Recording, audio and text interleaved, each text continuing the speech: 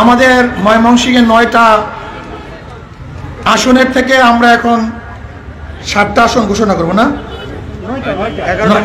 11 থেকে 9টা। ময়মনসিংহ 1 হালুয়াঘাট দুপাগুড়া হাফেজ মাওলানা অ্যাডভোকেট জিল্লুর রহমান সাহেব, মাশাআল্লাহ। এই দেখেন অবস্থা, হাফেজ মাওলানা অ্যাডভোকেট সুপ্রিম ওকিল, কি মনে করেন কি?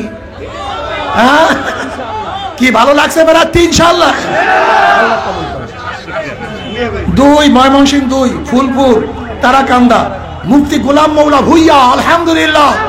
তুখার ছাত্রবিদ, ছাত্র রাজনীতিবিদ, তুখার রাজনীতিবিদ ইনশাআল্লাহ, আল্লাহ কবুল করে নেন।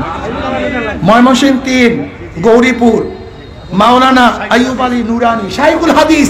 কি চেহারাগুলি কেমন লাগে মিয়া? সাদাবাস ঠিক না, ধর্ষক ঠিক না, অস্ত্রবাজ ঠিক না, এরাই একদিন ইনশাআল্লাহ এ দেশকে করতে পারবে। ময়মনসিংহ 4 সদর ডাক্তার মোহাম্মদ নাসির উদ্দিন, উনি চলে গেছেন। ডাক্তার মোহাম্মদ নাসির উদ্দিন আপনারা জানেন, তিনি বহুত বড় ডাক্তার, এখানে বক্তৃতা করেছেন। ময়মনসিংহ 5 মুক্তাগাছা প্রিন্সিপাল মাওলানা মুফতি সিরাজুল ইসলাম শাইখুল হাদিস, তুখার রাজনীতিবিদ, ছাত্র আন্দোলন কেন্দ্রীয় দায়িত্বশীল ছিল, তুখার রাজনীতিবিদ, আল্লাহ কবুল করে নেন। ময়মনসিংহ 6 না 30 সাল মাওলানা ইব্রাহিম খলিল ভাই, আলহামদুলিল্লাহ, জোরে বলেন আলহামদুলিল্লাহ।